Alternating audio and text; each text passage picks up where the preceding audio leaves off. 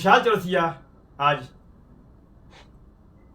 वाराणसी में सन 2024 के चुनाव को लेकर चर्चा करने जा रहा हूं। और वाराणसी लोकसभा चुनाव वो क्षेत्र है जहां भारत के प्रधानमंत्री श्री नरेंद्र मोदी जी तीसरी बार लोकसभा चुनाव लड़ रहे हैं। प्रधानमंत्री मोदी जी सन 2014 में जब वाराणसी से चुनाव लड़ने की घोषणा किए तो कई लोगों को आश्चर्य भी हुआ था कि गुजरात का मुख्यमंत्री गुजरात को छोड़ करके वाराणसी से चुनाव लड़ रहा है। तब आपने कहा था कि माँ गंगा ने मुझे बुलाया है और माँ गंगा की आप पे ऐसी कृपा हुई कि पूर्ण बहुमत से भाजपा ने सरकार बनाया। तीसरी बार लोकसभा चुनाव लड़ रहे मोदी जी के लिए श्री रवि चाणक्य जी राष्ट्रीय अध्यक्ष नरेंद्र मोदी विचार मंच खुद गुजरात से मोदी जी के चुनाव को लेकर प्रचार प्रसार और जन जागरूकता और मोदी जी को लोग चुनाव में वोट दें, बीजेपी को वोट दें, उसके लिए वाराणसी आए हुए हैं।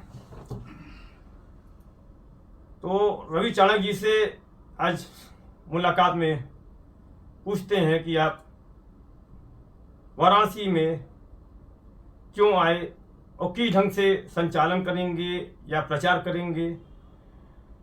रवि चाणक्य जी, आपका हमारे चैनल तिरंगा ऐसी न्यूज में स्वागत है। नमस्कार। सर्वप्रथम तो वाराणसी की जनता को इस चैनल के माध्यम से सादर नमन वंदन।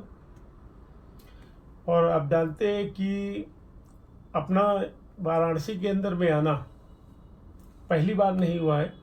2014 में भी हम लोग मार्च में आ गए थे और मई में हमारा निर्वाचन था। 19 में भी आए और इस बार भी आए, लेकिन इस बार कुछ एक नया है। हर बार आते थे हम नरेंद्र भाई को जिताने के लिए। इस बार नरेंद्र भाई को तो काशी की जनता ने मन बना ही लिया है बहुत पहले से कि हमको प्रचंड बहुमत के साथ जिताना है। और ये काशी के लिए सौभाग्य और बड़े गर्व की बात है कि भारत की 542 सीटें देश का सांसद चुनती है और मात्र एक सीट काशी ऐसी है कि जो देश के प्रधानमंत्री को चयनित करती है। इसलिए काशी के लिए भी गर्व की बात है और नरेंद्र भाई के लिए भी गर्व की बात है कि पौराणिक दृष्टि से काशी जो पृथ्वी से ऊपर रखी गई, अलग रखी है, ऐसे पुण्य भूमि पर उनको सांसद का प्रतिनिधित्व करने का सौभाग्य मिल रहा है और इसी पे अपने लोग काम करने वाले। ठीक है, वाराणसी के लोग प्रधानमंत्री को चुनते हैं, लेकिन जनता बीजेपी को, मोदी जी को क्यों वोट दे? आपको क्या लगता है कि हम आपकी सरकार ने ऐसा क्या काम किया है कि लोग मोदी जी को या मोदी जी के नाम पर या बीजेपी के नाम पर वोट दें? देखिए, सबसे बड़ी चीज ये है हम क्यों वोट दें। इसके 3 कैटेगरी होती है। एक, काशी में क्या किया, दूसरा नरेंद्र भाई में ऐसा क्या है हम वोट दें, और तीसरा है कि 15 अगस्त 47 के बाद से आज तक नरेंद्र भाई ने ऐसे कैसे ऐतिहासिक कार्य किए हैं कि जो पूरे देश की जनता मोदी में हो गई। पहले आता काशी। आपकी याद होगा जब से देश आज़ाद हुआ, यह महापवित्र पुण्य धरती है और मदन मोहन मालवीय जी जैसे और हमारे संत कबीर जी जैसे युग दृष्टाओं की ये भूमि है।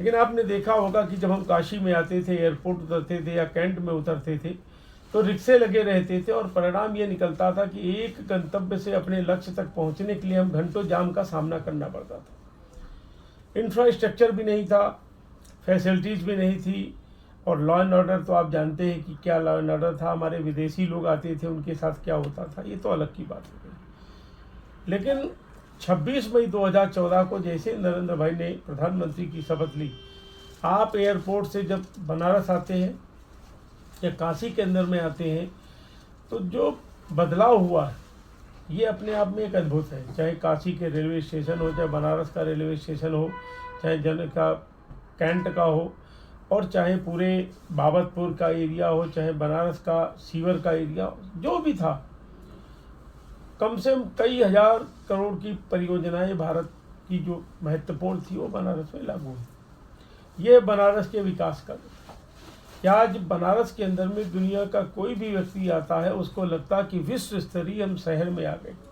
पहले क्या होता था, साइकिल पैडल वाला रिक्शा चलता था, नहीं तो गणेश ऑटो चलता था या विक्रम चलता था, वो भी असंभव हो जाता था, घंटों धूप में खड़े रहते थे। आज लगभग इतने ई रिक्शा हो गए जो जाम का कारण बन गया है। इतने ई रिक्शा होने के बाद भी आप सुचारू गति से आप पूरे काशी का मान और यश और गौरव बढ़ रहा है। और अपने को लगता है कि नरेंद्र भाई ने कोई एहसान नहीं किया, ये नरेंद्र भाई का कर्तव्य और धर्म था, क्योंकि काशी हमारा अंतर्राष्ट्रीय कैपिटल है, बाबा विश्वनाथ की नगरी है, और यहाँ पर 56 गणेश, अभी तक हमारे महाराष्ट्र में अष्टविनायक बोला जाता है, लेकिन यहाँ पर 56 गणेश के मंदिर पौराणिक रूप से स्थापित है। ये हमारे लिए गौरव का विषय। नंबर 1 ये हुआ। नंबर 2, 15 अगस्त 47 के बाद से नरेंद्र भाई ने क्या किया तो हमको बड़ा गर्व होता है। हिंदुस्तान के अंदर में सरकारों के आधार पर बता रहे, पहली बार अमेरिका को किसी के शासनकाल में झुकते हुए आपने देखा, वो है आदरणीय नरेंद्र भाई का शासनकाल।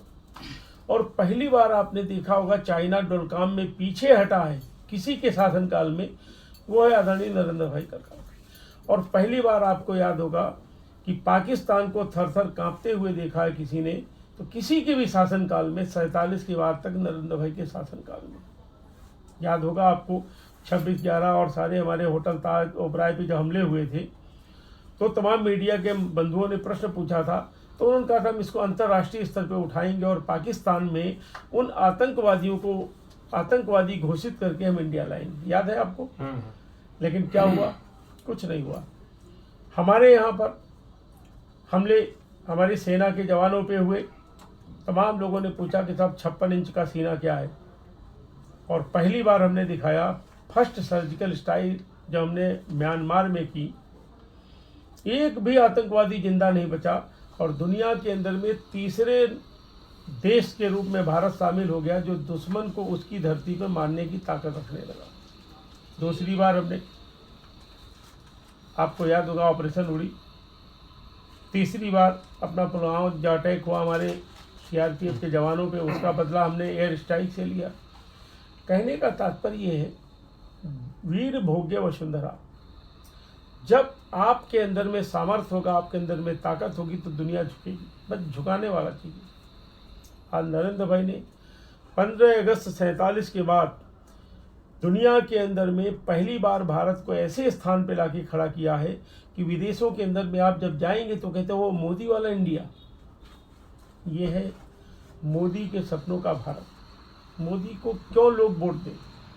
हमें याद है हम लोग 84 में ही भारत की केंद्रीय शीर्षस्थ नेतृत्व के साथ में रहने का सौभाग्य प्राप्त हुआ, तो हम देखते थे कि भारत के प्रधानमंत्री जी आते तो 2-3 लाइनों की खबरें छपती, तो विदेश के अंदर कोई खबर ही नहीं छपती थी। और आज भारत का प्रधानमंत्री हिंदुस्तान में जाता है, हिंदुस्तान से जाने के बाद हिंदुस्तान के मीडिया में तो छपता है, लेकिन जिस देश में जाता है वहाँ देश का राष्ट्राध्यक्ष प्रोटोकॉल को तोड़ करके उनको रिसीव करने आता है। वहाँ की पार्लियामेंट के अंदर में, कंबाइंड पार्लियामेंट में प्रोटोकॉल को तोड़ करके उनका भाषण होता है। और यहाँ तक कि कहीं मोदी ट्रेन या मोदी स्टेडियम या मोदी मेट्रो चला देते, ये क्या है? ये 170 आधार नहीं है, ये मोदी का नहीं आधार, ये पूरे देश की जो 140 करोड़ जनसंख्या उसका सम्मान हो रहा है। अब आता मोदी में ऐसा क्या है कि जो हम मोदी मोदी करते हैं?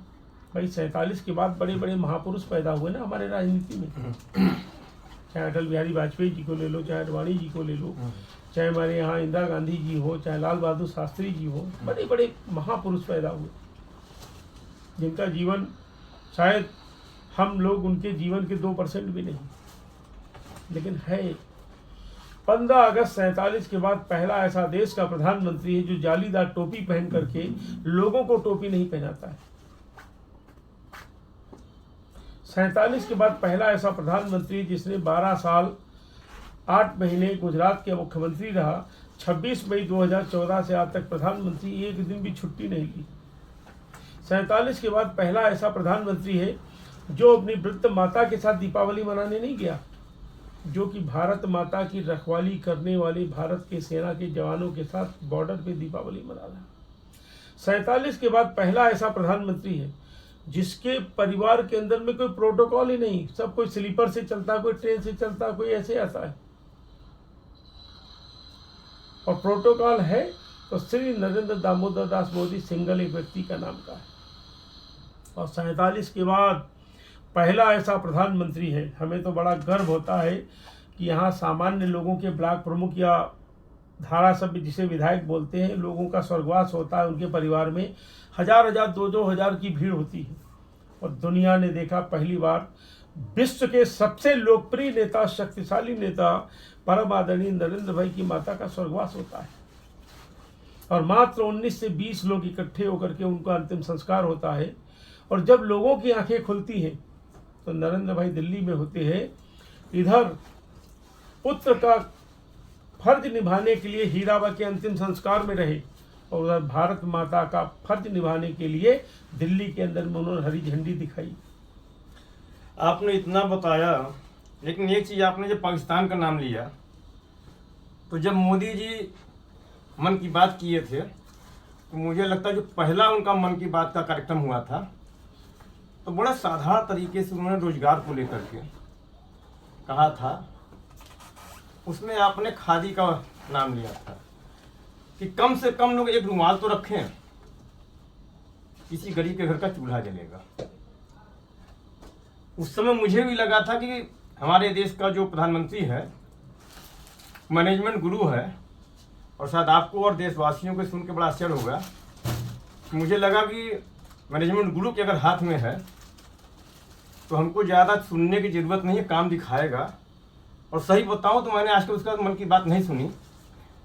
और धारा 370 हटा, मैं भी देशवासी हूँ, मेरा भी देश है, ये भले पत्रकार हूँ, बहुत कुछ हम लोग भी सुनते थे कि देश में आग लग जाएगा, धारा 370 हटेगा, 35 से हटेगा, और एक ढेला भी नहीं चला, एक पत्थर नहीं चला।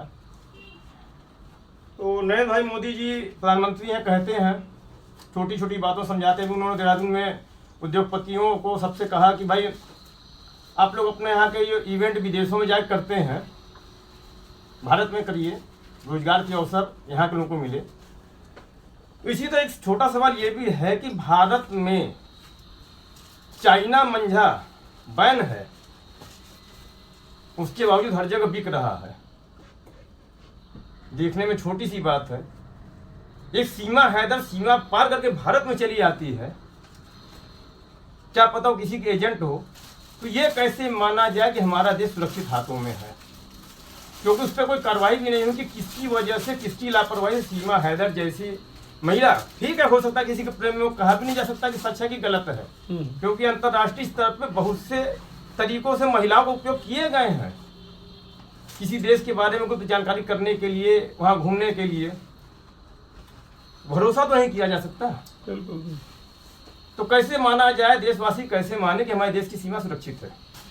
देखिए, आपने 3 प्रश्न किए, तीनों का आप बताते हैं। जैसे खादी के विषय में आपने बोला, नरेंद्र भाई ने भारत के अंदर में जितने भी हमारे उपक्रम हैं, जितने विभाग हैं जो बंद होने की कगार पे थे, उनको हमने जिंदा करने का एक वैज्ञानिक तरीका अपनाया। आपको याद होगा, गांव घरों में पहले खेत खलिहानों में बैठते थे, चौपाल में बैठते माला सुनते थे या विविध भारती सुनते थे, रेडियो था, रेडियो विलुप्त होने की कगार पे आ गया, लेकिन मन की बात के द्वारा आज घर घर में रेडियो हो गया। आपको याद होगा कि जैसे भी डाक विभाग बंद होने की कगार पे था। जब से हमारे पास मोबाइल आ गया, इंस्टाग्राम, व्हाट्सअप और मोबाइल हो गया, तो चिट्ठी, डाकिए सब काम भूल रहे थे। अपने लोगों ने जितनी भी पैरा बैंकिंग की योजनाएं थी, हमने पोस्ट में करने का काम किया। हमने पोस्ट ऑफिस का काम बढ़ाने का काम किया। आज डाक डिपार्टमेंट आज जिंदा हो गया। खादी में भी हमने किया कि आप देखिए, देश के अंदर में खादी का मतलब पहले होता था मोटा कपड़ा बनना और बड़े बड़े वो नहीं जिसे पहनते थे अपने पत्रकार लोग ऐसा। आज वर्ल्ड क्लास ऐसी खादी है जो हम पहने हैं, ये भी हमारा उच्च कोटि खादी। कहने का तात्पर्य, खादी का भी माल विदेश के अंदर में जाना हुआ। अब आता सीमा हेडर। देखिए, कुछ हमारे कानूनों की कमियां थी कि पाकिस्तान से चली जैसे तैसे आकर के मित्र देश में आ गई, मित्र देश से यहाँ आई और यहाँ भी वो एजेंट की तरीके ना आकर के वो सबसे पहले उसने भारतीय व्यक्ति से शादी की, शादी करके वो भारत की बहू बन के आने गई। आता एजेंट की बात कि एजेंट भी हो सकती है, ये बात कोई दो राय नहीं थी। अपने लोगों ने भारत की जितनी भी हमारी जांच एजेंसी थी उन सबकी एक्सरसाइज उस पर चालू है और काफ़ी हुई भी। आपको भी सबको मीडिया को मालूम है। हमने यहाँ तक कि वो कहाँ की रहने वाली थी, कितने वर्ष वहाँ रही, कितने लोगों के साथ रही, कितने बच्चे हैं, क्या पढ़ाई, सारी उसकी बायोग्राफी भारत सरकार के खुफिया तंत्र और गृह मंत्रालय के पास आ गई। जो कमियां हैं, लेकिन कभी कभी क्या होता है, आप जानते हैं कि हम लोग मजाक में कहते हैं कि पाकिस्तान के अंदर में 2 ही व्यक्ति बिना वीज़ा पासपोर्ट गए और वापस आए। एक फिल्म के अंदर में हमारे सनी देओल जी गदर में गए थे और दूसरा हमारा भाई नरेंद्र भाई गया था। आपको याद होगा जब पिछली बार बाहर जा रहे थे, अचानक बिना किसी इन्फॉर्मेशन के वहाँ उतर गए, बिना वीज़ा पासपोर्ट, और वहाँ के प्रधानमंत्री से मिल के आए। ये है नरेंद्र भाई की ताकत। दूसरा, हम विश्व की किसी भी जनता का कोई अपमान नहीं करते, उनसे हम डरते भी नहीं। और ये भी कहते हैं कि दैवीय आपदा आएगी तो शायद दुनिया में उनका देश पीछे होगा, हम पहले होंगे जो रोटी कपड़ा मकान देने का काम करेंगे। आपको याद होगा हमारा दुश्मन देश टर्की था। टर्की में भूकंप आया, मौत का तांडव मच गया। तमाम छोटे छोटे बच्चे बेचारे भूख से तड़प रहे थे, दूध नहीं था, पानी नहीं था। हिंदुस्तान ने ऑपरेशन दोस्त चलाया और पहली बार इंडियन आर्मी और हमारे एनडीआरएफ के जवान जाकर के वहाँ पर काम किए, रोटी कपड़ा मकान की व्यवस्था की, उनके जीवन को बचाने का काम किया। उसका परिणाम क्या हुआ आप देखिए, जब हमारे एनडीआरएफ और सेना के जवान जब टर्की से वापस हिंदुस्तान आ रहे थे, जो देश हमको पानी पी पी करके गाली देता था, उन्हीं लोगों ने तालियां बजा करके स्वागत किया।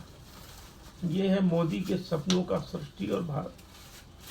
हम एक सीमा इधर, मान लीजिए कल को उसको उठा करके हम जेल में डाल देते, ये भी तो हो सकता था कि वो लड़की कहीं आई भारत के बहू बन करके वो और अचानक जाती, तो कहीं ना कहीं मानवता के ऊपर एक प्रश्न चिन्ह लगता। तो इसलिए हमने टोटल जो भारत सरकार ने खुफिया एजेंसी को दिया कि आप इन्वेस्टिगेशन करो, आपको लगता अगर अच्छी तो ठीक है, बुरी लगती तो आप जो प्रक्रिया कानून की है वो करो। इसलिए नरेंद्र भाई कभी भी जीवन के अंदर में जोश में होश नहीं खोते। एक सवाल मेरा और था, चाइनीज मांझा के, इससे कई मौतें हो भी चुकी हैं, आप लोग भी मीडिया के मार्फत से जानकारी प्राप्त किए होंगे, मिली होगी। और ये सुरक्षा के अलावा ये मौत का ये खेल हो चुका है, इसे व्यापार नहीं है, ये मौत का व्यापार बन चुका है। लेकिन कहीं ना कहीं व्यापारी ठीक है, अपना व्यापार कर रहे हैं, लेकिन सरकार की जिम्मेदारी है कि जिससे मौत हो रही खतरा है और रोक पाने में असफल हो गई सरकार चाइनीज मांझा को। आपको ये छोटा सवाल लगेगा, लेकिन जिससे हमारे यहाँ छोटे छोटे बच्चे मर जा रहे हैं, बाइक चलाते हुए लोगों को गर्दन पे मंझा लगता है, मौत हो जा रही है, और हमारी सरकार असफल हो गई है। क्योंकि यूपी में भी बीजेपी की सरकार है, मोदी जैसे बुलडोजर बाबा कहा जाने वाले की सरकार होने के बावजूद खासकर यूपी में हर जगह चाइनीज मांझा बिक रहा है, मौतें भी हो रही हैं। देखिए, इन सब चीज़ों में बहुत तेज़ी से काम चल रहा है, लेकिन क्या होता है कभी कभी अंडर टेबल जो होता है ना, उस पर लॉ एंड ऑर्डर काम नहीं करता। जैसे 2 भाइयों का आपस में घर के अंदर में झगड़ा हुआ, एक भाई का टांग टूट गया या पैर टूट गया, एक भाई की हत्या हो गई, उसमें पुलिस नहीं कुछ कर सकती क्योंकि वो इंटरनल घर के अंदर में हो रहा। चाइनीज मंजा से ज़्यादा तो क्या हो गया कि यही सेम प्रकार का मंजा हमारे अपने लोग बनाने लगे घरों में। अब घरों में बल्क में नहीं बन रहा है, वो बना रहे हैं कहीं 1000 मीटर। अब 1000 मीटर ना तो पुलिस को मालूम होता ना पब्लिक को मालूम होता है। सब युवा बच्चे आते, वो कहते साहब हमारी पतंग जीतनी चाहिए, ऐसा मंजा दे दो। अब हमने कहा भैया ये आपकी पतंग 100% जीतेगी। वो तो मंजा लेके चला गया, वो जांच नहीं कराएगा। लेकिन बना कितना, मात्र 1000 मीटर, 1000 मीटर 1 घंटे में खत्म। प्रॉब्लम ये आ रही बात उसकी चाइनीज की, चाइनीज मंजा ही नहीं, हर चाइनीज आइटम का आप देखोगे 2014 से अभी तक बिक्री का रेशियो जो है लगभग ना के बराबर हो गया है। आप याद होगा होली आपकी आती थी, अभी चाइनीज होता था। दीपावली आपकी आती थी, पटाखा चाइनीज होता था। दीपावली आपकी आई तो लरी जो लाइटिंग की होती थी चाइनीज होती थी। आज धीरे धीरे ना के बराबर हो गया, क्योंकि हिंदुस्तान की जनता पार्टी पर नहीं, भाषा पे, प्रांत पे, जाति पे नहीं, राष्ट्रवाद पे एक होकर के काम कर रही। अभी हमारे एक समाजवादी पार्टी के मित्र थे, पिछली बार बड़े गर्व के साथ बोल रहे थे, बोले रवि साहब हमने 2 पैसा ज़्यादा लेकिन हमने हिंदुस्तानी अपनी लाइटिंग लगाई है। इसका मतलब क्या, चाहे समाजवादी पार्टी के लोग हों, चाहे कांग्रेस के लोग हों, चाहे भारतीय जनता पार्टी, सबके अंदर में राष्ट्रवाद तो है।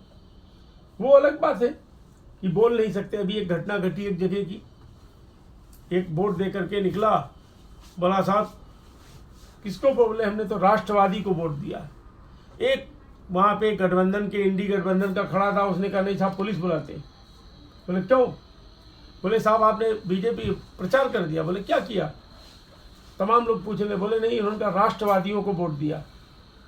तो बोले नहीं भाई हमने तो राष्ट्रवादियों को वोट दिया कहा ना, हमने पार्टी का नाम किया। बोले हमको बेवकूफ़ समझा है क्या कि राष्ट्रवादी का मतलब क्या होता है? अर्थात अपोजिशन के लोग भी राष्ट्रवादी का मतलब भारतीय जनता पार्टी जान गए।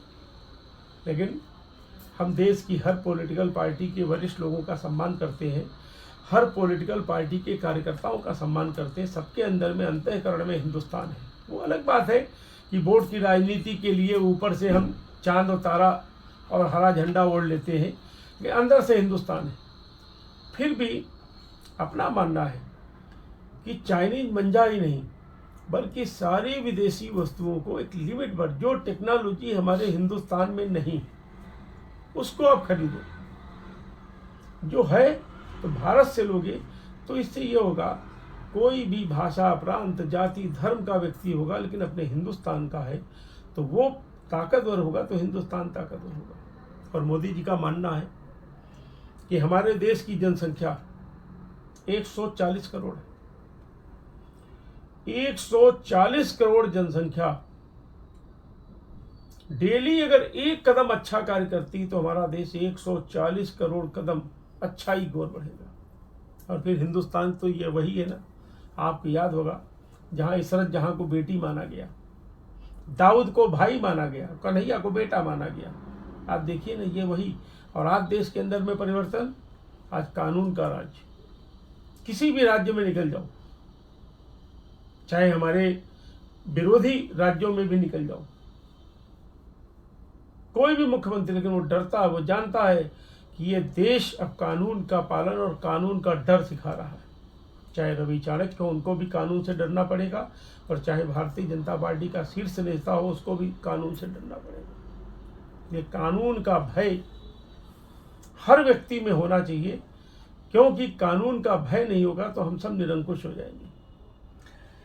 इतने चीज़ों में सुधार और बदलाव हुआ, लेकिन क्या चुनाव का इंतजार हो रहा था? आप चाहते, सरकार चाहती, मोदी चाहते तो एनआरसी, सीए, समान नागरिक संहिता और बच्चों को लेकर, जो पॉपुलेशन को लेकर है, उस पर तो कानून पहले ही ला सकती थी। क्या ये तीसरे टर्म का इंतजार किया जा रहा है, या कि ये था कि नहीं अब चुनाव में जाने का कोई मुद्दा होना चाहिए तो इसको दिखा करके ही चुनाव लड़ा जाए? देखिए 26 मई 2014 को जब नरेंद्र भाई ने सत्ता संभाली, उस समय हम -10 जमीन में खड़े हुए थे। आपको याद होगा तत्कालीन रक्षा मंत्री को जब बोला गया था कि बुलेट प्रूफ जैकेट और गाड़ियों के लिए, तो कहा था हमारे पास बजट नहीं। आपको याद है ना? आज वही देश है, सरकार भी वही। आज दुनिया के अंदर में हमारी सेना चौथे नंबर पे आके खड़ी हो गई। कभी कभी क्या होता है, बिल्डिंग बनानी है तो फाउंडेशन स्टोन पहले नींव को खोदेंगे, नींव भरेंगे, फिर स्ट्रक्चर खड़ा करेंगे, फिर वो धीरे धीरे होगा।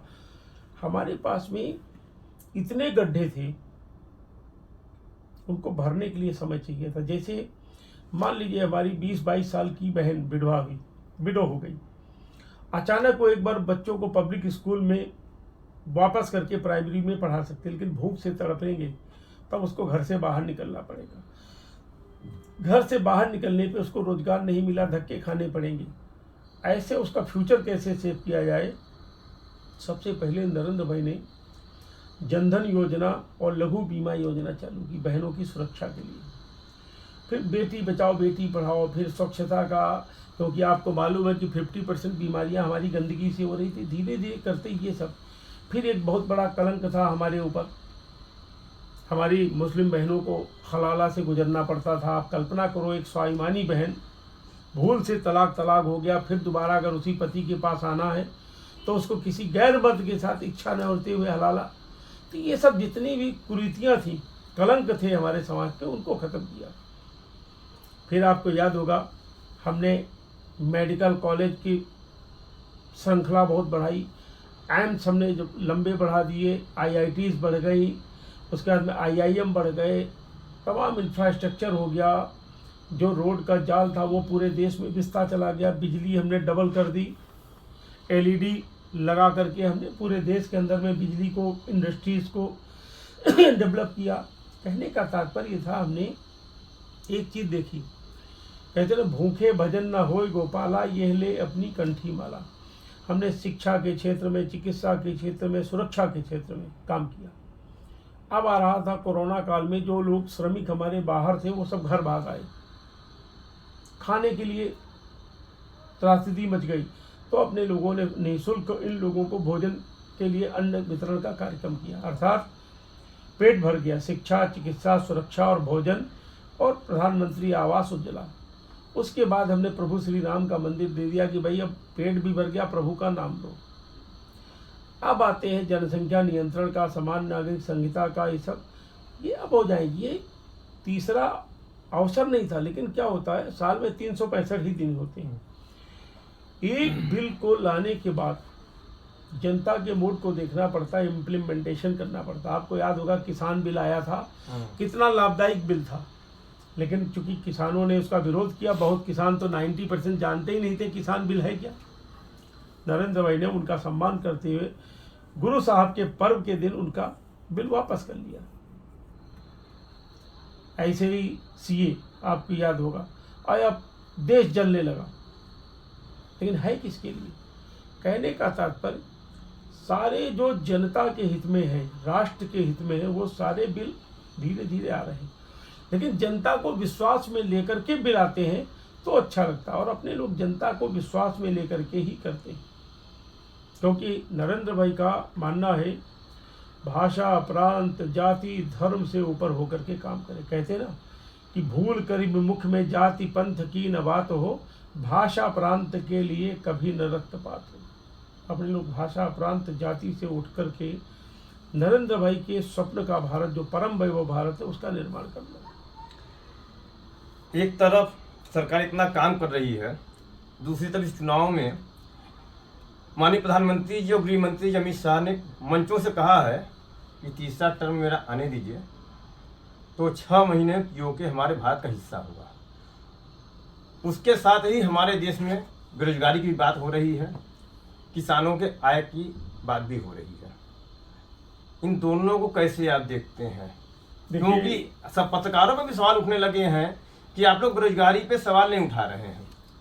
देखिए, तीसरी जो हमारी सरकार होगी, हमारा सबसे बड़ा मुद्दा हर हाथ को काम।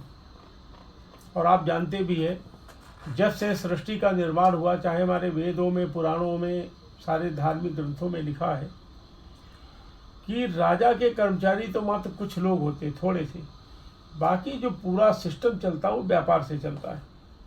अपने लोग हर हाथ को रोजगार कैसे मिले, इसके ऊपर तेजी से काम कर रहे हैं। और शायद आप लोगों ने ही चलाया, छापा भी है मीडिया के लोगों ने, कि हमने जो मेक इन इंडिया किया है, आज एप्पल का भी इंडस्ट्री यहाँ आ गया, आज हमारे यहाँ BMW भी बनने लगी, जितने भी बड़े बड़े बाहर की इंडस्ट्री थी यहाँ पर ला करके उन्होंने डाल दिया है। कहने का तात्पर्य जब उनकी इंडस्ट्री बढ़ गई, डायरेक्ट इनडायरेक्ट रोजगार तो हिंदुस्तान के लोगों को मिलने वाला है। हर हाथ को रोजगार कैसे मिले, इसी पे लोकल वोकल करके मोदी जी ने चलाया। आपको याद होगा हमारे यहाँ गुजरात में द्वारिका में भेट द्वारिका है, प्रभु श्री कृष्ण भगवान की वो आवास की व्यवस्था थी, चारों ओर से समुद्र था। अब कल्पना करो, अभी तो परम आदरणीय नरेंद्र भाई ने सुदर्शन सेतु भी बना दिया, ओखा से पाइपलाइन जाती है, वहाँ पानी पीने को मिलता है। जब भगवान कृष्ण के समय पर वहाँ पानी की व्यवस्था कैसे थी, वहाँ खाने की व्यवस्था कैसे थी? इसका मतलब है स्थानीय छोटी सी ज़मीन में ही उन्होंने अपने सारे संसाधन को डेवलप कर रखा था। पानी इकट्ठा करने के लिए, पानी पीने के लिए, खेती के लिए कुछ तो बनाया होगा ना। ऐसा ही मोदी जी का कहना है। लोकल वोकल का मतलब अपने अपने ज़िलों में कौन सा कच्चा माल पैदा होता है, क्या बनाया जा सकता है, इसका सबसे अच्छा रेट कहाँ मिलने वाला है, दैवीय आपदाएं क्या है, बाढ़ पड़ती है, सूखा पड़ता है, प्राकृतिक स्थितियाँ क्या है, यहाँ पर सरकार पर्यावरण के नाम पर हमारा सपोर्ट करती या हमारा उत्पीड़न करती, इस प्रकार के आंकड़ों को तैयार करके आप अपने गांव के अंदर में ही पैदा करो। क्यों? दैनिक सामग्री जो हमारी है लगभग 300 से 400 सामग्री हमारी डायरेक्ट या इनडायरेक्ट हम उपयोग में लेते हैं, चाहे मसाले हो गए, चाहे सब्जी हो गई, चाहे दाल हो गई, चाहे खेती खाने की चीज़ हो गई, पहनने की चीज़ हो गई, एक छोटे से स्थान पे पैदा हो। ऐसा मोदी जी ने कोरोना काल में ही एक निवेदन किया था, उसका लाभ ये हो रहा है कि छोटे छोटे स्टार्टअप, आपको याद होगा स्टार्टअप ही नहीं थे, आज हमारे पास स्टार्टअप के नाम पर 6 लाख के लगभग स्टार्टअप बन गए। और आप स्टार्टअप का मतलब बहुत बड़ी चीज़ है कि स्टार्टअप कम से कम नहीं 8,000 10,000 लोगों को रोजगार दे रहा है। कहने का तात्पर्य यही है। भारत में अब तो और ज़िले बढ़ जाएंगे, 797 ज़िले, 797 ज़िलों में कोई राजस्थान में नए बढ़ गए हैं, कुछ अन्य ज़िलों में बढ़े हैं। अगर 797 ज़िलों में हर ज़िले के अंदर में 5 से लेके 8 विधानसभाएं हैं, आज मान लीजिए हर ज़िले के अंदर में 10 से 20 इंडस्ट्री पड़ गई लोकल की। क्या कच्चा माल पैदा होता है, उसको इकट्ठा करके बना करके हम विश्व में कहाँ महंगा बेच सकते हैं। तो ये समझ लीजिए रोजगार भी मिल गया, हैंडलिंग ट्रांसपोर्टिंग भी बढ़ेगी, छोटे मोटे गोली गुमटी और ये रेडी वाले भी बढ़ेंगे। कहने का तात्पर्य ये है डायरेक्ट या इनडायरेक्ट बड़े पैमाने पर रोजगार मिल जाएगा। नरेंद्र भाई के जीवन का अब एक ही लक्ष्य बचा है, राम मंदिर पूरा हो गया, काशी विश्वनाथ पूरा हो गया, अयोध्या पूरा होने वाला, सब कुछ पूरा, 370 पूरा, 35 है पूरा। परम आदरणीय प्रातः में हमारे अटल बिहारी वाजपेयी जी का जो लक्ष्य था वो सब खत्म, कुछ भी नहीं बचा। सड़कों को कर दिया, नदियों को जोड़ने का हमारा काम चल ही रहा धीरे धीरे करके। और 1 नेशन 1 इलेक्शन 1 ID अभी रिपोर्ट आ ही गई, उस पर भी हम काम चालू करने वाले हैं। कुल मिलाकर के अब एक ही हमारा बचा है, हर हाथ को काम, और वो भी भाषा के नाम पर नहीं, जाति के नाम पर नहीं, धर्म के नाम, मतलब 100% लोगों के हाथ में काम कैसे आए, ये प्राथमिकता हमारी, और उसी पे काम चल रहा है। काम बहुत कठिन है, लेकिन इतना भी कठिन नहीं कि अगर हिंदुस्तान की 140 करोड़ जनसंख्या में कुछ लोग आकर के आगे बढ़ेंगे वो पूरा ना हो जाए। एक देश की सबसे बड़ी समस्या तो नहीं कर सकते, हमारे जो किसान भाई हैं अगर ना हो तो कितना आप आयात कर लीजिए, किसी का पेट नहीं भरेगा। लेकिन किसानों के साथ मुझे जो लगता है बहुत बड़ा षड्यंत्र लगभग हर सरकार कर रही है। और मुझे कहने में जरा भी गुरेज नहीं कि सरकार में भी मुझे षड्यंत्र लगा, और मैं बता दूं कैसे। हमारे देश में एक महंगाई के नाम पे कभी प्याज का निर्यात रोक दिया जाता है, कभी किसी चीज़ का निर्यात रोक दिया जाता है, लेकिन जब कमाने का समय तब आप रोकेंगे। हमारे देश में सिर्फ किसानों के लिए ये नियम है, हमारे देश में ये भी तो होता ना कि जब तक हर व्यक्ति को डॉक्टर उपलब्ध न हो जाए, हर व्यक्ति को इंजीनियर उपलब्ध न हो जाए, हर व्यक्ति को गाड़ी उपलब्ध न है, तब तक निर्यात नहीं होगा। तो जब उनके कमाने का समय आता है, आप निर्यात रोक देते हैं, तो उनकी आमदनी कैसे बढ़ेगी? और कोई जब खेती नहीं करना चाहेगा तो रोजगार हमेशा एक समस्या बनी रहेगी। तो इससे कब तक, खासकर किसानों को जब तक हम व्यापारी नहीं बनाएंगे, उनको समझाएंगे नहीं और सरकार उसमें सहयोग नहीं करेगी, अंतर्राष्ट्रीय बाजार नहीं खोजेगी। एक सामान्य सा स्कूल का टीचर आजकल 40,000, 60,000, 70,000 तनख्वाह पा रहा है और वो कहता है कि महंगाई है। और किसान जो पूरी ठंडी, पूरी गर्मी, पूरी बरसात झेलता है, आज भी स्थिति ये है कि उसके यहाँ ठीक से भरपेट भोजन या वैरायटी जिसको कहा जाता है, चावल दाल रोटी सब्जी, सामान्य सी चीजें उसके आज भी नहीं बन पाती हैं। कोई बच्चा किसी तरह से खा रहा है, तो उसको कैसे आप देखते हैं? आपको याद होगा कांग्रेस ने एक अधिकार, मौलिक अधिकार से समाप्त किया, संपत्ति का अधिकार। याद होगा, जिसपे सिंधिया जी परिवार की सोने को इंदिरा जी ने जब्त किया था। कई देशों के अंदर में जमीन की अधिकार सरकार के पास होता है। क्या है, आप निर्यात का नहीं, जो भारत की जो संपत्ति है, जमीन है, वो एक तरीके से पूरी भारत सरकार की होती है। किसानों की खाली उसके ट्रस्टी है, लेकिन सरकार की प्राथमिकता है कोई भी भूखा मरने न पाए। अब मान लीजिए यहाँ पर गेहूं कम पैदा हुआ और हर किसान अब यहाँ से गेहूं को उठा करके विदेश भेज देगा तो भारत के लोग मर जाएंगे ना। इसलिए प्राथमिकता होती है कि पहले देश की जनता का पेट भरना चाहिए। इसीलिए किसान को बिजली का बिल भी सब्सिडी होता है, इसीलिए किसान का कोई टैक्स नहीं होता है। आप मालूम है ना, कोई इनकम टैक्स नहीं होता है। इसीलिए किसान को इतनी सारी सुविधाएं दी जाती हैं, क्योंकि आप धरती के अन्नदाता हैं। खेती सूखती है तो उसका मुआवजा भी मिलता है, फसल जलती है तो दुर्घटना बीमा भी मिलता है, बाढ़ आती है तो उसका भी बीमा मिलता है। फिर उसके बाद में कभी कभी क्या होता है, सरकार अपना सब्सिडी भी देती है, खाद में, फर्टिलाइजर्स में सब्सिडी देती है, बिजली में सब्सिडी देती है, पानी की सुविधा मुहैया कराने की सरकार की रिस्पॉन्सिबिलिटी होती है। क्योंकि किसान को 4 चीज़ें चाहिए। नंबर 1, समय से पानी मिल जाए। नंबर 2, समय से उसको बीज मिल जाए। नंबर 3, उसको समय से उसको खाद मिल जाए। और नंबर 4 है कि समय से उसको उसका मूल्य मिल जाए, लागत मूल्य। इसके साथ सरकार खड़ी रहती। लेकिन आज हम कहते हैं कि साहब हमारे यहाँ मात्र गेहूं पैदा हुआ कुछ मीट्रिक टन और उठा करके हम अमेरिका, पाकिस्तान या भेज दे। नहीं भेज सकते भाई। आपकी बॉर्डर सीज पहले आप भारत में बेचो, उसके बाद देखेंगे ना। इसलिए ये नहीं कह सकते कि किसानों के कमाने का मौका आता सब ऐसे तो हो जाएगा तो फिर दुनिया में हर आदमी बाहर ही भेज देगा तो भारत में क्या होगा। आज आप मालूम है, भारत के अंदर में टॉप क्लास के जो अच्छे फल, अच्छे आम सब फॉरेन चले जाते हैं और जो बचते इंडिया वाले मार्केट में खरीदते। तो भैया मेरे सीधा फंडा है कि पुराने ज़माने में होता था, हम देखते थे कि जब गाय भैंस दूध देती थी, दूध दूह करके सब बेच देते थे, थोड़ा थोड़ा दूध घरों में बचता था, बच्चे दूध के लिए तड़पते थे, लेकिन वो पैसे की लालच में मार्केट में निकल जाता था। अपना मानना है कि किसान और किसान की भूमि भारत का अभिन्न पार्ट है, भारत के विकास का और भारत की जनता का। इसीलिए उसको अन्नदाता बोला गया। अन्नदाता का मतलब अन्नदाता है। इसीलिए सरकार उनको सुविधा भी देती है और सरकार उनके सुख दुख में उनके साथ खड़ी है। कोई भी सरकार हो, खाली ऐसा नहीं कि मोदी जी की, कोई भी सरकार हो, सब खड़ी होंगी। और नहीं खड़ी होगी तो देश के सिस्टम ही बिगड़ जाएगा। आपको मालूम है कि दुनिया के अंदर में हर व्यक्ति पर, यहाँ तक कि आप भी होंगे, अगर पत्रकार है तो आपको भी टैक्स देना पड़ेगा, लेकिन किसान को कोई टैक्स नहीं होता है। चाहे 100 बीघे, चाहे 1000 एक सवाल और करते थे। एक बार काशी में धर्मेंद्र प्रधान जी आए थे, उन्होंने उच्च शिक्षा को लेकर जो बदलाव की बात की थी।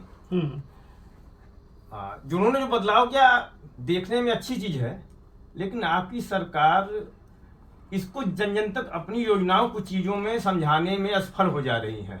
और मुझे पत्रकार होने नाते लगता है कि जैसे मैंने जब से पत्रकारिता शुरू की थी प्रिंट मीडिया से, तो प्रिंट मीडिया का अवहेलना मुझे लग रहा है। आजकल इलेक्ट्रॉनिक मीडिया, सोशल मीडिया, और सोशल मीडिया में खराबी भी है। मैं खुद भी पत्रकारिता कर रहा हूँ, उस पर भरोसा नहीं किया जा सकता है। तो इन चीज़ों को लेकर मुझे लगता है कि तो शिक्षा में बदलाव की उससे भी ज़्यादा ज़रूरत है, क्योंकि एक अनपढ़ तो बेरोजगारी की बात कम करता है, बल्कि पढ़ा लिखा लड़का बेरोजगार की बात भी कर रहा है, कुछ सुसाइड भी कर ले रहे हैं। तो इसमें अभी आपको क्या लगता है कितने बदलाव की ज़रूरत है? देखिए, पूरी नई शिक्षा नीति अपनी बन गई है और उसका इम्प्लीमेंटेशन भी चल रहा है, लेकिन क्या है कि इसका सबसे बड़ा कारण है कि विद्यार्थियों की काउंसलिंग नहीं हो पाती।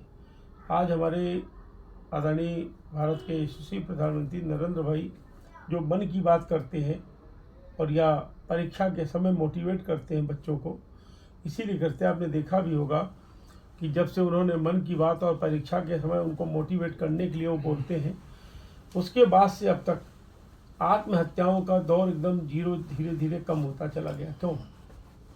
इसलिए क्योंकि शिक्षा का मतलब यही है, आपकी डिग्री नहीं।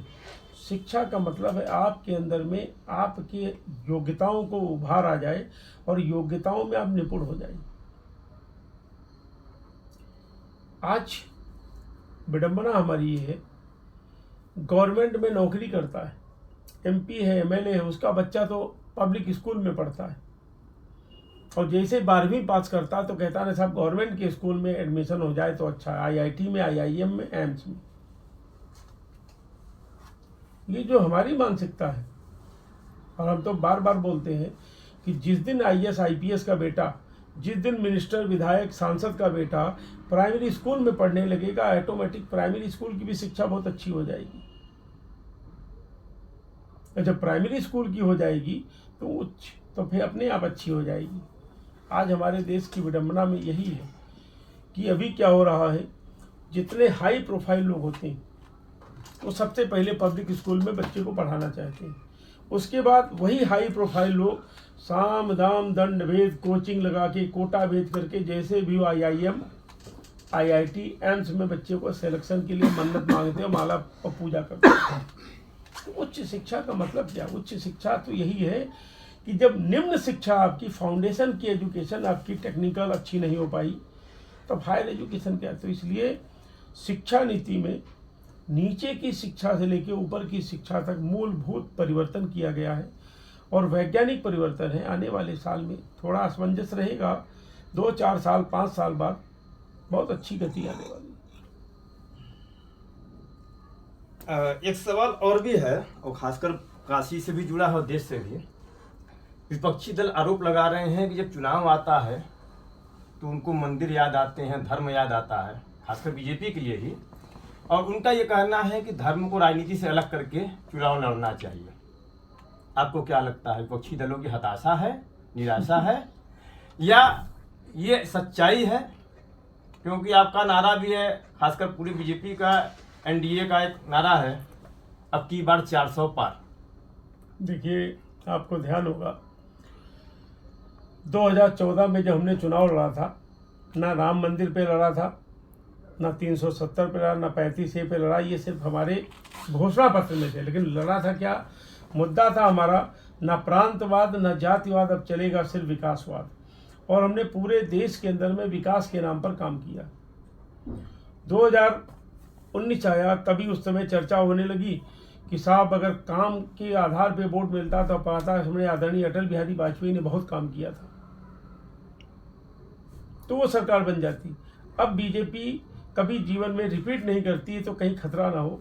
हमने कहा नहीं, इस बार हम सिर्फ काम के नाम पे वोट मांगेंगे। पिछली बार हमने मोदी के नाम पे वोट मांगा था 14 में, इस बार काम पे मांगे। काम पे मांगा तो हम लोगों ने मिशन 305 रखा और भगवान की कृपा से उतना हमने पूरा किया। इस बार भी हमने विकास सुरक्षा के साथ हमने हर हाथ को रोजगार के आधार पर जो वोट मांगा है। कहीं भी हमने किसी भी राम मंदिर 370 नहीं बोला, क्योंकि तो सारे मुद्दे समाप्त हो गए भाई, अब वो मुद्दे ही नहीं बचे। हमने हर हाथ को काम कैसे मिले और देश कैसे हमारा दुनिया के अंदर में तीसरे चौथे नंबर पे आकर के आर्थिक दृष्टि से खड़ा हो जाए, इस पे हम काम पे वोट पे कर रहे हैं। और अपने को मानना है कि कांग्रेस और गठबंधनों का क्या हाल होगा, इनका याद होगा, ये स्लोगान देते थे कि न जात पर न पात पर मोहर लगाओ हाथ पे। आज देखिए ऐसी ये कांग्रेस खत्म हो गई कि जात के नाम पे, पात के नाम पर वोट कर रही।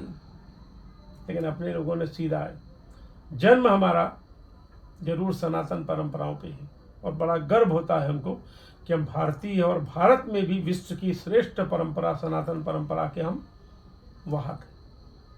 तो नरेंद्र भाई को भी बड़ा गर्व होता है। इसलिए हम अपनी आईडी छिपा नहीं सकते, हम नीले सियार नहीं बन सकते। नीला सियार मतलब कपड़े पहन करके शेर बन जाए, हम यज्ञ करें।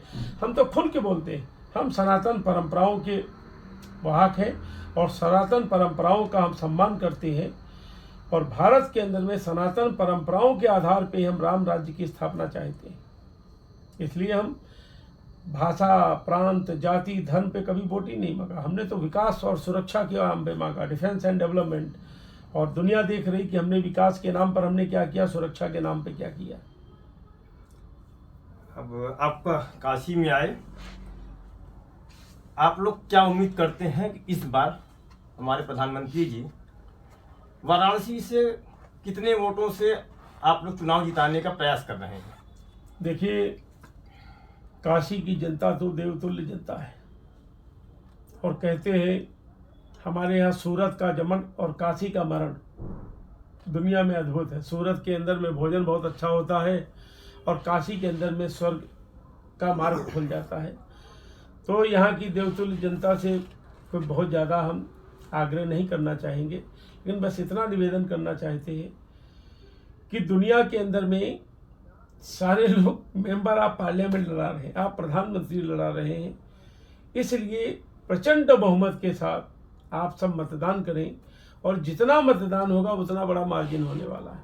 नहीं, बहुत भीषण गर्मी है, तो कहीं ना कहीं ऐसा लग रहा है कि खासकर महिलाओं जिनके छोटे बच्चे हैं या कोई बीमार वृद्ध है, वो निकलने में हिचकिचाएगा। तो क्या कहते हैं? कोई हिचकिचाएगा नहीं। सबको याद है कि उनका बेटा देश के अंदर में 50 डिग्री टेम्परेचर में बाड़मेर, जैसलमेर में वर्दी पहन करके भारत माता की रक्षा कर रहा है। और उनको ये भी याद है कि उनका ही बेटा इस समय देश का प्रधानमंत्री है, क्योंकि काशी वासियों के लिए अपना नारे लोगों ने देखा, बड़े बड़े गमछों में लिखा है ना, मेरा काशी मेरा मोदी। कि काशी की जनता ने तो मोदी को अपना बेटा, अपना भाई, अपना काका मान लिया है। और अपने बेटे के लिए, अपने भाई के लिए, अपने काका के लिए तो काशी की जनता तो इतनी यारबाज, हम तो कहते हैं ना काशी की भाई बंधु, कि काशी की जनता तो इतनी यारबाज है, अपने पड़ोसी के लिए अपनी जान दे भी सकती है, ले भी सकती है। तो अपना उनका बेटा जब चुनाव लड़ रहा है तो अपना विश्वास है कि प्रचंड बहुमत के साथ में नरेंद्र भाई जीतेंगे। बस यही एक विडंबना है कि एक एक आदमी का 2-2 जगह, 3-3 जगह वोट बना, क्योंकि आधार कार्ड लिंक नहीं है और 3 लाख वोट काशी का बाहर है। जब 19 लाख में 3 लाख वोट काशी का बाहर है, जब 3 लाख है ही नहीं काशी में, वो पड़ेगा कहाँ से? इसलिए निर्वाचन आयोग से भी हमने अभी पत्र लिखा है कि भैया आधार कार्ड लिंक कर दो, तो एक ही व्यक्ति का जो 2 जगह गांव में वोट, शहर में वोट, अन्य जगह वोट है, वो कम हो जाए, तो ओरिजिनल मालूम हो कि मतदान कितना और कितने से हम लड़ने वाले या कितना मिलने वाला है। ये निवेदन विशेषकर काशी की जनता से विनम्र निवेदन है कि आप सबका गौरव है कि आप देश का प्रधानमंत्री चयनित करने वाले हो। हम लोग पूरे देश में मेंबर ऑफ पार्लियामेंट बनाएंगे, आप प्रधानमंत्री बनाएंगे। और भारत के अंदर में ऐसा प्रधानमंत्री बनाने आप जा रहे हैं जिसका इलेक्शन अभी घोषणा नहीं हुई है जीत की, उससे पहले विदेशों ने उनके अपॉइंटमेंट ले लिए। इसलिए आप सबसे निवेदन है, आप घरों से बाहर निकलें। कोई जरूरी नहीं कि सेना की वर्दी पहन करके ही देश की रक्षा होगी। घरों से बाहर निकलो, कमल के फूल पे बटन दबाओगे, पूरा हिंदुस्तान महक जाएगा और पूरे हिंदुस्तान की रक्षा हो जाएगी। इन्हीं शब्दों के साथ आपको सबको प्रणाम। तो अभी आपकी मुलाकात करा रहे थे नरेंद्र मोदी विचार मंच के राष्ट्रीय अध्यक्ष श्री रवि चाणक्य जी से। फिर किसी नए विषय पे नए शख्स के साथ आपकी मुलाकात कराएंगे, चर्चा